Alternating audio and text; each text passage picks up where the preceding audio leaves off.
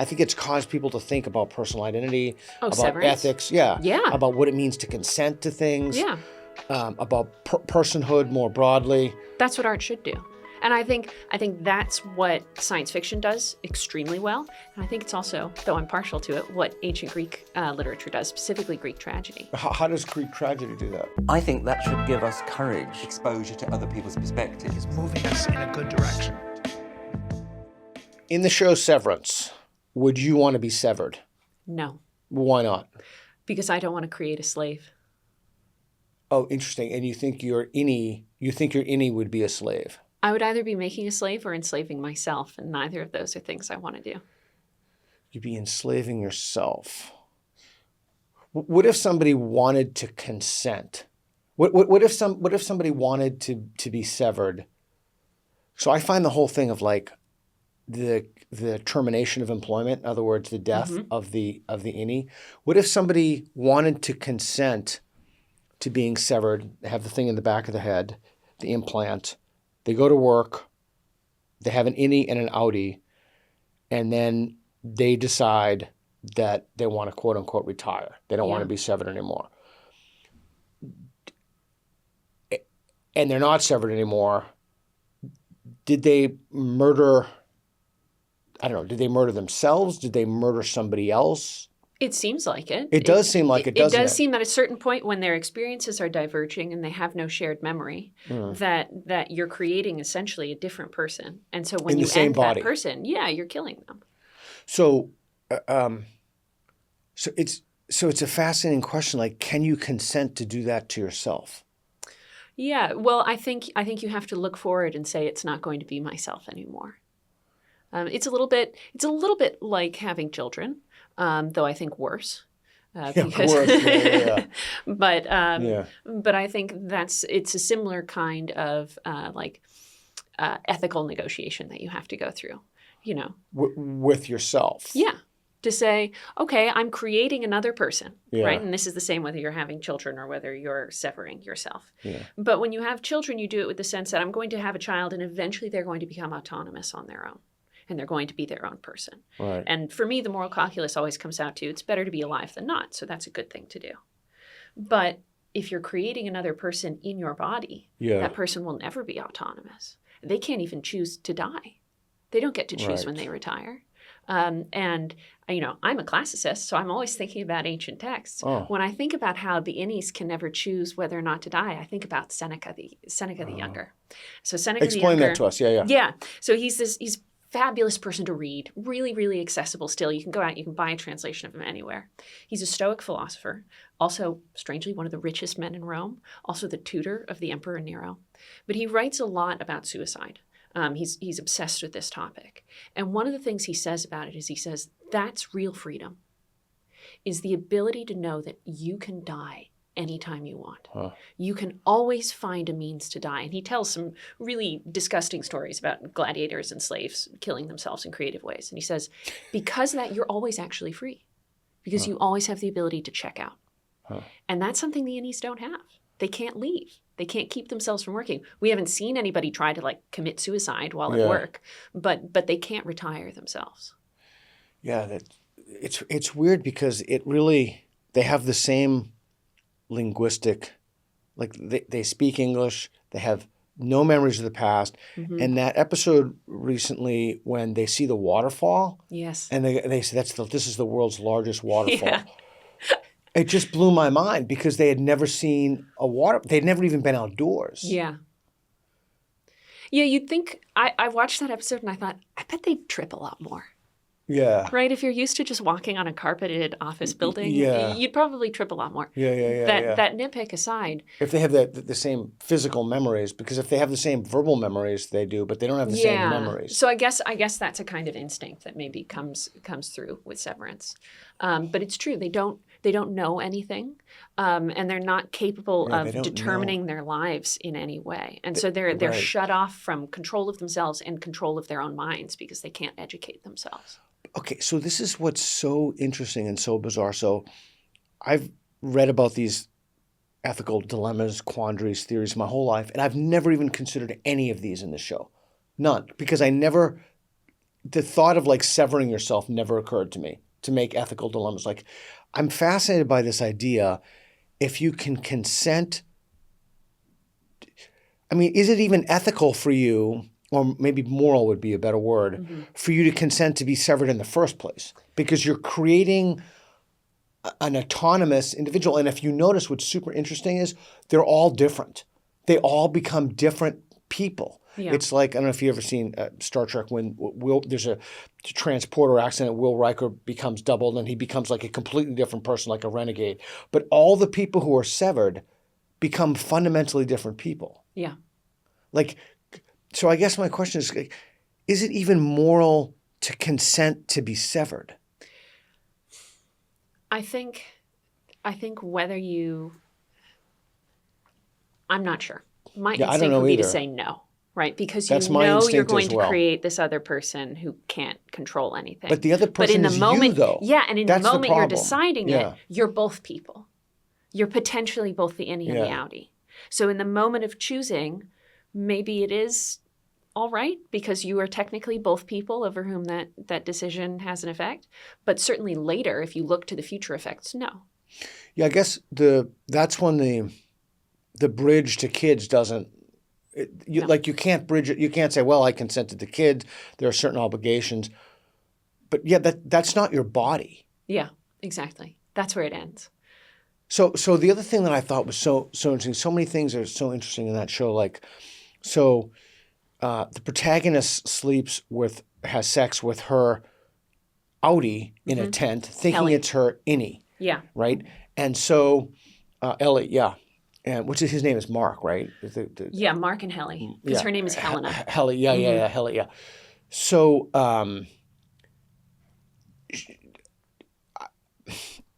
I think I'll tell you what I think. You agree or disagree. I think she feels raped, and I think he feels virtually raped.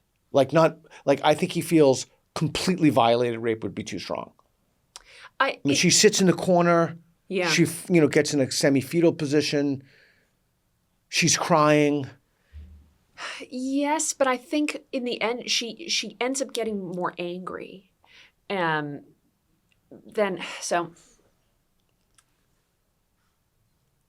To me, it seemed more as if he felt like he had been raped in some way. That is also true, yeah. Yes, and I that makes sense to me, and obviously other people will feel differently about what she's going through.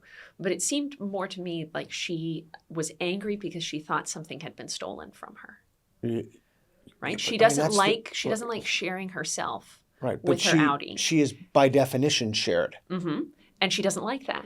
And so it's less as if she has been personally violated and more as if somebody has taken something that by right is hers. It seemed to me, which is why she comes and she says, I want to do that too. So so this is the other interesting thing. So she tries to reclaim, it's not just sexuality, but she tries to reclaim the experience for herself. Well, and ownership of her body. And ownership of her body. Yeah. And just I thought his reaction to that was fascinating as well. Yeah. But again, his is more straightforward because he's been tricked into having sex with somebody, and we say that's what we call rape, right? That's one of the things we say. And they're virgins. But that's the other thing. They're virgins. Yeah, but she is more like a puppet. It's more like she's realized that she is not anything with self-will, and that's a very different kind of problem than just saying I was tricked into having sex with someone. God, that really is. So then it really would be rape. Well, of him, I think. Oh, I see. Because she Not wasn't of her. conscious of the memory. Yeah, the person in control of her was consenting, right? And she wasn't mentally, she wasn't there.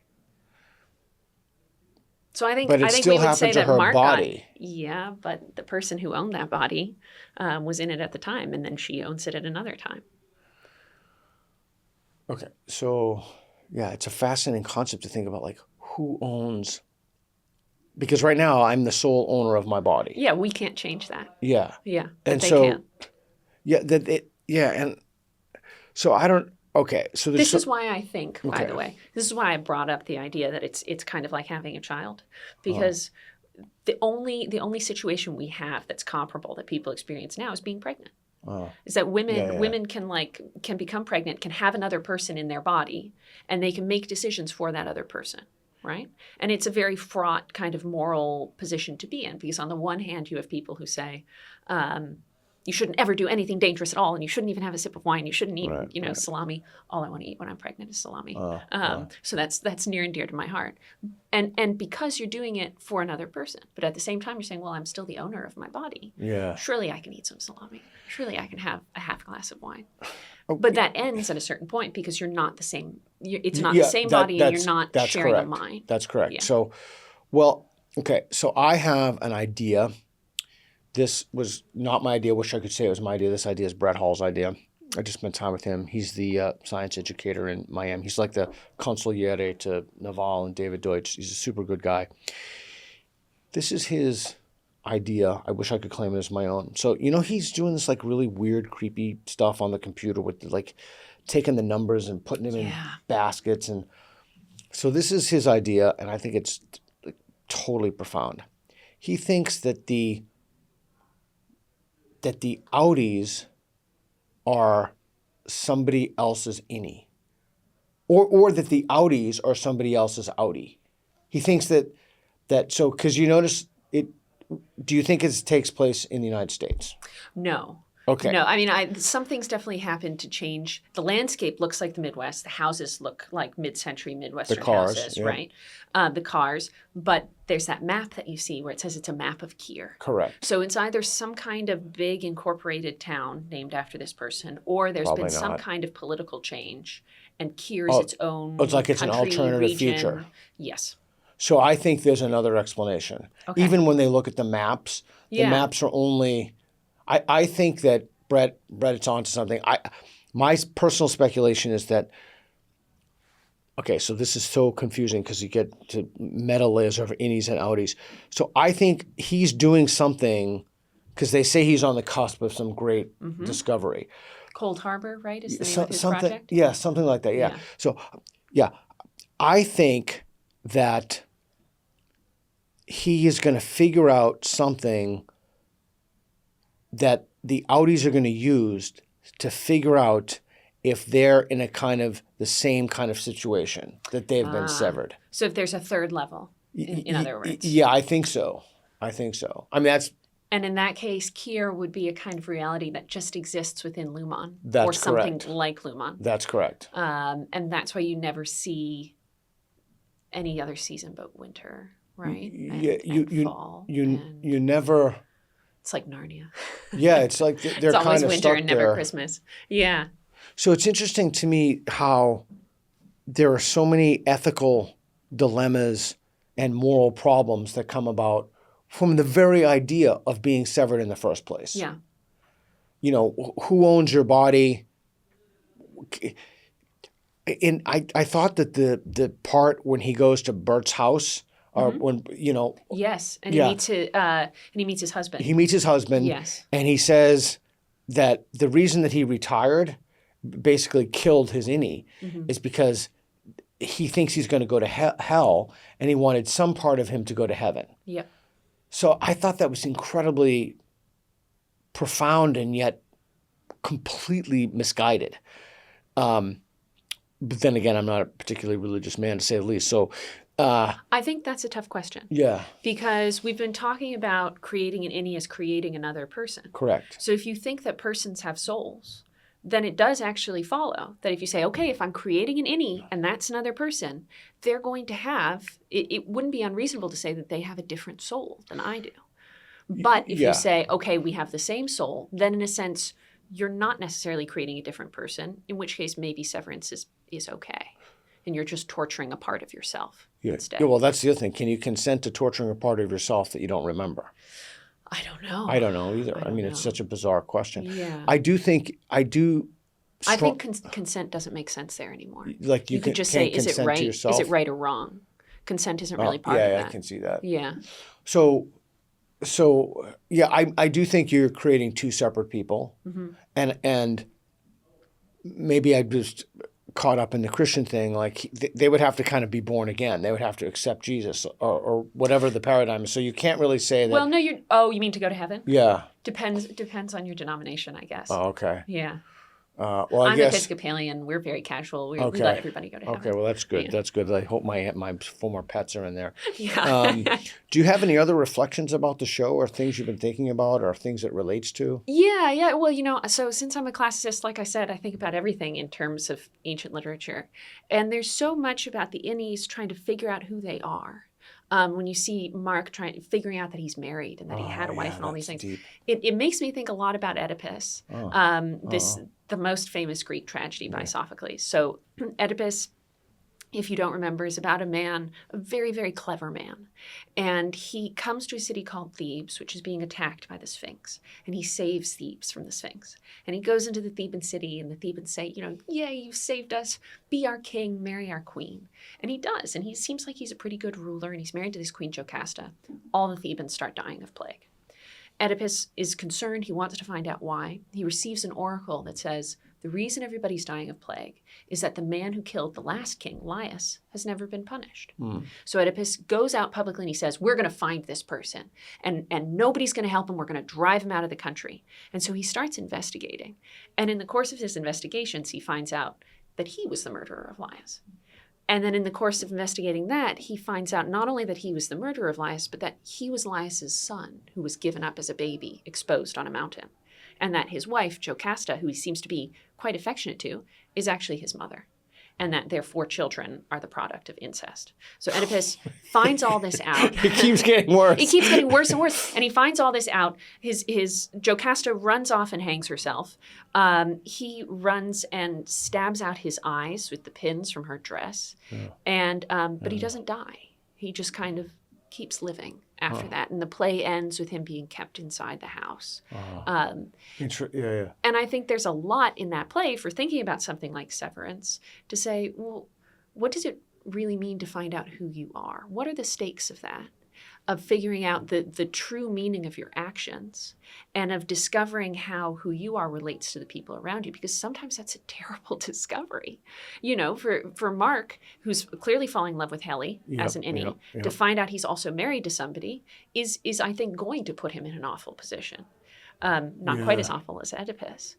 But for me, it's always a question, do you want to know? He's not married to her, though. Well, why? Because she died?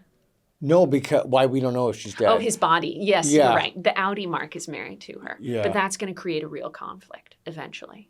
Because Mark's whole reason for creating an Innie was so that he could just kind of forget her, destroy his life. Yeah, and not have to think about his wife. But once his wife is back, surely he won't want to waste that time having an Innie anymore. So that was interesting. I never thought about that parallel before. Do you remember that scene when they're in the restaurant and she's looking at him and she comes over to him? Mm-hmm. God, that was like, she is such a good actress. She's so scary. Like she just had intense familiarity in her eyes. She was so familiar with him. Yeah. And he was like, a little creeped out by it. He was like, who are you? Where are you? I think she was testing him. Oh, you think she was testing him? Maybe. I mean, that's what it seemed like to me, that she was kind of, because it seems like she's a very careful person. Oh, she was testing to see if he recognized her. Yes. Because she seems like she's very careful, but she's doing this crazy thing with him, right? She's obviously being very erratic in pursuing him, in pretending to be the Innie. So I think that moment she was just trying to test him to see if she's really safe. Okay, so that's not how I read it at all. I'm not saying you're wrong. I just didn't read that. Yeah. So I think that his perception of that scene, of that engagement, that interaction was, oh no, they're on to me. Yes, that's what he thinks. That's what he thinks. Yeah. But I have a completely different motivation for her. Okay. I think she's in love with him. Oh, yeah, absolutely. Okay, you think but so? she's also scared. Her Outie. I think the Outie is in love with... And is jealous of her Innie. I think that's correct. Yes. But I think her Outie's also scared that she's going to be caught, right? Because she watches that video of her Innie and him kissing. But she does that in secret. And then she pretends to be her Innie and has sex with him. And I think she wants to make sure that nobody's going to figure out what's going on. I think, because she has all this pressure from her father and from the higher ups in the company. So I think in a way it's kind of like coming back to a scene where you've done something wrong to make sure nobody's talking about you. I think that's the impression I got from her. So I was thinking, like, what would I do if I were in that situation? Wait, which one? If you were Helle, I hope you wouldn't be. No. If I were Yeah, so that's the other thing. So if I were severed and I were inside and I'm like, I hate my life, I'm in love with this woman, I don't know what to do. How am I ever going to know it's her? If I were absolutely positive it was her, Yeah. then I would like go super close and whisper something like, "We need a code word," Yeah. Yeah. because I don't know what else That's a you good could. idea. I don't know what else you could do. Yeah. To make sure it was always her. Yeah, I mean, and then he said like, "You gave away everything." Like you gave away, but she said, "I didn't give away anything. It wasn't me." Yeah. So I don't know. Does it relate to any other? Like, I mean, it's. Well, you mean in terms of like ancient material? Yeah, or even, ancient material, or because it's such a bizarre. I can't imagine it does because it's just so weird. I mean, it doesn't really, though. There is an example. There's a famous example of a code word. If you read the Odyssey, which all of our students here had to read this fall, At University of Austin. at the University of Austin, yes, Odysseus comes home, right, and he's been gone for 20 years. There's a good chance that he's not the real Odysseus, as far as Penelope and Telemachus are concerned. He's just a random guy who's come home pretending to be Odysseus, right? Interesting. Yeah. And so at the very end, Penelope says, "Oh, so glad you're home. I'm going to have people bring your bed out and make it up, right? And so you can sleep now that you're back." And he's furious. And he says, "What on earth do you mean, move my bed out?" Because Odysseus and Penelope had this secret where he had built their bed in such a way that one of the corners of the bed was an oak tree that was still rooted in the ground. So he cut down the oak, shaved it and planed it, and built the bed around that. So the bed is literally immovable. And it's such a nice test because Penelope, in using it to test him, is not just making sure that he's Odysseus, because she knows nobody else knows about the bed, but she's letting him know that she's never let anybody else into their bedroom. Because if she had, she couldn't use it as a test for him if other people knew about it. So that's, I think, the best example of an ancient code word, at least the best that I can think of. That's what I was thinking. And something that Mark and Helly could definitely use if they had something super like it. interesting. Do you have any speculations about the numbers? Well, I think this simulation thing makes sense to me with the numbers. It's either that or it's something like, I think with Mark's wife, what is her name? Carrie or something like that? God, I can't. I'm terrible with Miss names. Casey. Miss Casey, that's right, Miss Casey. Maybe something to do with bringing the dead back. Oh, wow. Oh, I didn't even think about that. Yeah, that's interesting. Because they faked her death, but why did they fake her death? I mean, she was, a professor of Russian literature? Yeah, I wonder if think? she's in on it. Maybe she's in on it, but maybe there's actually something going on where they're trying to defeat death in some way, bring Kier back. Something like that. That's interesting. What's up with all the goats? I don't know. I don't know. Maybe Lumen is also like, because don't medical companies make chemicals by processing them through animals, like cows and horses do this kind of thing, right? Yeah. That was the first thing I thought of. But otherwise, I don't know why the goats. That was very strange. And then the hallway that they kept painting. I mean, the tiny hallway, or no, they I can't remember his name. He kept painting a hallway. The one that goes down. Yeah, and that seems very much like an underworld sort of thing. Like they're in a state of limbo, right? I was thinking a cave. The Plato's cave is what I was thinking. Like the cave, but it's a lot like pre-Platonic and pre-Virgilian ideas of the afterlife. So Plato talks about an afterlife where people get punished or rewarded, and Virgil in the Aeneid has this very elaborate afterworld that Dante then picks up on. But for the most part, in ancient Greek and Roman texts, especially ancient Greek texts, being dead is just really boring. It's like being in an airport lounge. Like, it's not terrible. God, You're I not love suffering. being in airport lounges. But Yeah, well, because you can buy like snacks and magazines. Yeah. But imagine if you couldn't. When everything's closed and they have all those gates down. That's what being dead's like. You're just really bored and you want to be anywhere else. See, I think that's really interesting because I think that to me is what heaven would be like. Being really bored? Well, yeah. I mean, you just have no aspirations. You'd have nothing to strive towards. But you also have no satisfaction, right? Because if you're dead, you can't eat anything. There aren't really any colors to look at. Nothing changes. Yeah. So if you're in, I would never want to be in heaven for eternal. Like, if you really think about an eternal life, that seems like horrific to me. Like, that seems like hell. Yeah. Well, it's It would have to be life in a different kind of body, because this kind of body, I think, wants different changes. consciousness. I mean, that have to Yeah. be something so fundamentally different that I can't even imagine it would be me Yeah. and any of the constitutive elements that make me. Well, maybe that's part of what we're supposed to think about with Severance. What does it mean to be you, if your mind is totally different? Yeah, I mean, there's been some interesting things in philosophy. You know, what it's like to be a bat. Oh, or, yeah. Dennett has some things. Nagel has some things. A lot of people have written some. Donald Davidson's written some stuff. So I don't know. It's just so interesting to me how something can emerge that not only myself, but so many people who've never even thought. It just lends itself. So even if these ideas are absurd, it's kind of like string theory. It's like a lot of really smart people have made a lot of really interesting math for something, even if it's all nonsense. So even if this isn't all nonsense, I think it's caused people to think about personal identity, about Severance? ethics, Yeah. about what it means to consent to things, Yeah. About personhood more broadly. That's what art should do. And I think that's what science fiction does extremely well. And I think it's also, though I'm partial to it, what ancient Greek literature does, specifically Greek tragedy. How does Greek tragedy do that? Well, like science fiction, it shows you the kind of extremes of imagined human experience. So in science fiction, the extremes are things like, what if you could sever your consciousness? Or like, what if you were on a planet that was, 95% women and 5% men? How would that change society? Or what if? Yeah. In an ancient context, it's what if your entire city was destroyed and everybody you knew was killed and you knew you had to go and live with the people who killed them? What would life be like? That would be, right? Or what if you found I'd be out? Nat Turner. Yeah, that would be. But if you're a woman, for example, as in this, so the play I'm talking about there is Suppliant Women by Euripides, and so it's all the women who are left alive after Troy falls, or Trojan women, excuse me. Or what if you find out that you married your mother and killed your father? What would you do? And then what does that say about being a person when your choices are so limited in these situations? Yeah, where you it's say, so interesting. I'm just absolutely pressed down by life and the things that have happened to me. And what is still in my capacity to do? Which I think is a question that Severance brings up, and a question that Greek tragedy brings up. Oh, that's really interesting.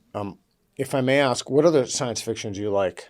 So I'm more of a reading science fiction person. I've never watched any Star Trek. Someday. Oh my God, I you're know, almost I know. dead to me. That's crazy to me. But I Wow. love Ursula K. Le Guin. Oh, She's wow. my absolute favorite. I named my older daughter after her. Oh, you did? Yeah. Oh, that's lovely. I also Ursula's a cool name too. it is a cool name. It means little bear in Latin. Yeah. So I love Ursula K. Le Guin. There's a great novelist named John Varley. Oh, I know. Yeah. Yeah, Steel Beach, Yeah. maybe you've heard of. Yeah. But I've read a bunch of different science fiction, and I love things like Severance, also the Foundation series on of Apple. course. Yeah, of course. Which is just so fun to watch. I did a what's the name of that thing I did? The book thing? The book thing here? I did a... Oh, books and... is it Books and Builders or something like that? Yeah, that's right. So I did Books and Builders here, and they said, what book has profoundly affected your life? Oh. And talk about it with the students. Yeah. And- What did you choose? Thank you for asking. Yeah. I chose Joe Hadelman's The Forever War. Oh, okay. Yeah. Which I have not read yet. Oh, and I wow. keep It meaning is- to. Yeah. I mean, it is I think it's an absolute timeless masterpiece. And isn't Heinlein's Starship Troopers kind of paired with that a lot of the time? I like that. I mean, I used to read all that stuff as a kid, high school, pre-high school. So you don't watch any science fiction, you just read it? I watch it as it comes up. I've just never watched Star Trek. Oh, have you seen Dark Matter? No, but he's going back and finding his wife, right? Yes. Yes. Parallel worlds, an unplumbed aspect of science fiction, in my opinion. Yeah. Parallel worlds. So there's a really good Neil Stephenson novel, also great science fiction, called Anathem. haven't read That it. talks about quantum theory and potential parallel worlds. And it's a Neil Stephenson novel, so it's like 2,000 pages long. Yeah. But it also, it's one I like a lot because it also has jokes about Plato in it. So there's something for everyone there. Yeah. But it talks about kind of parallel worlds in a sense that there are better and worse ones, as well as different scenarios, and the ability to kind of move between parallel worlds Yeah, to a that's certain fascinating extent. to me. Yeah, it's a really interesting idea. I watched an episode of, I'm a complete fanatic science fiction. I'm literally a fanatic. I'm constantly told that's not something to be proud of. But there was a great throwaway line in Star Trek Voyager. You know what a Vulcan is? Mm-hmm. Yeah. So they basically went to this place. It's a long story.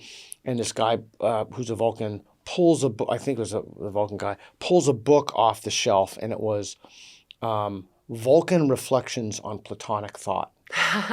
That's great. And I'm like, wow, whoever came up with that, that's just brilliant. Yeah. I mean, that's just, that was another level.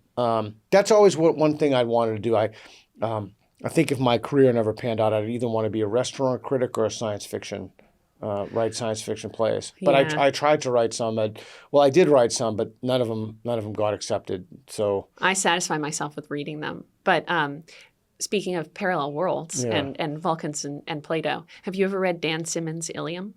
no, should I? Yeah. So Dan Simmons is most famous for Hyperion, Yes. which is based on the Canterbury Tales and talks about John Keats.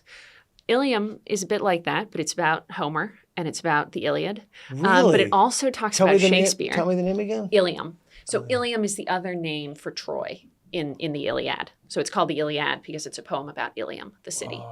Okay. But the okay. Dan Simmons book is the Trojan War is happening. And as you start reading this book, you're in the Trojan War and you're like, wow, this is even the Lattimore translation of the Iliad, you know. But then you realize that it's taking place on Mars. And wow. that the That's so ancient Greek cool. gods are Yeah. like in some way super technical beings, and they've imported Homeric scholars from Earth to observe the Trojan War happening. And then there's another side, like a timeline about robots who are very interested in Proust and Shakespeare and spend all of their time analyzing Proust and Shakespeare. And then on Earth, there's a whole Wow. conflict going on between the last remaining humans who have been kind of bred to extinction and these very murderous robots.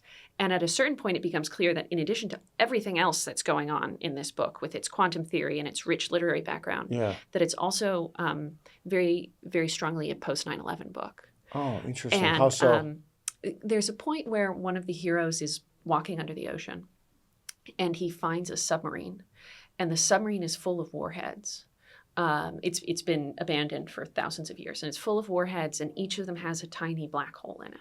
So that if they were ever shot out, the black hole would pass through the Earth and then come back and pass through it again. So had these warheads been fired, the Earth would have been completely destroyed. Oh, wow. And in the book, he finds out that this submarine is full of jihadis. Oh, boy. And so Wow, I that was reading this book because excellent. I was like, Wow. oh, you know, I love Homer, I love science fiction, this is perfect for me. And then I got to it and I thought, oh, I know when this book was written, right? You know when it came out to have this kind of plot line. But it's very moving. And then there's a lot in the end about anti-Semitism as well. Oh, really? So I totally recommend it to you. It's wild and Really? very hard to Do describe. you write science fiction too, or do you just No. read it? I just read it. Interesting. You know, I had a course in high school that profoundly, well, it wasn't a course. We had to read so many books a semester. Mhm.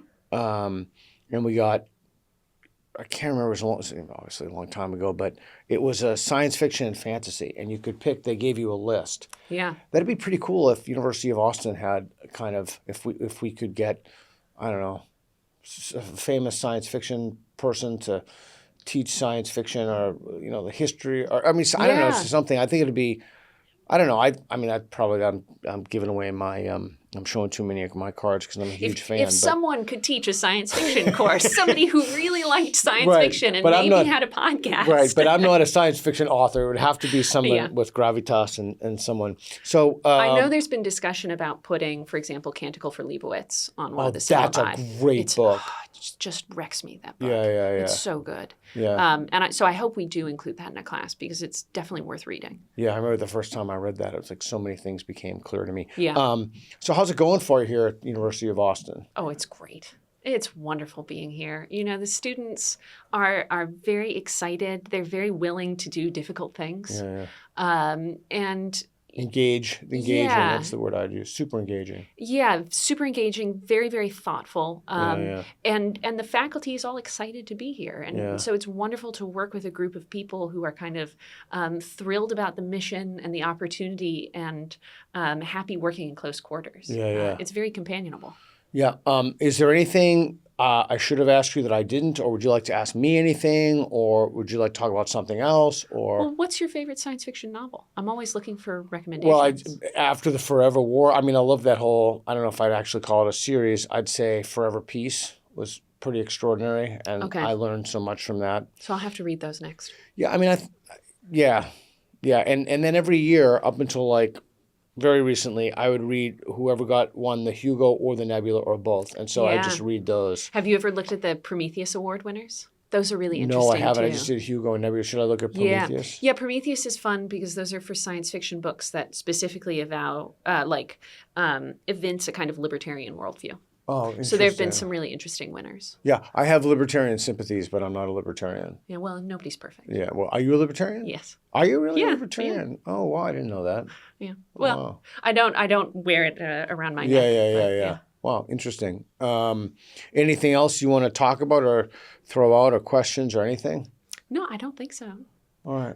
Well, yeah. cool. Thank you. Where can people, don't give out your personal email, but where Yeah. can people find you? Oh, well, here, teaching at UATX. I don't have much of a public footprint. Okay. You can find me on academia.edu, read the exciting things that I write about Aeschylus. And I'm sure. I have a lecture That's on a Greek fist tragedy. pumper. Yeah, Okay. yeah. I have a lecture that you can go and watch on YouTube, me lecturing to our UATX students here Oh, cool. About what? about Greek tragedy, Oh. about what it means to suffer. So well, it's that's, very cheerful, really. Is if it you want a really? good laugh, yeah. Oh, No, it's- okay. it's extremely depressing. I caught that. Yeah. All right. Well, thank you. Thank you very much. Thank I you. appreciate it. Thanks.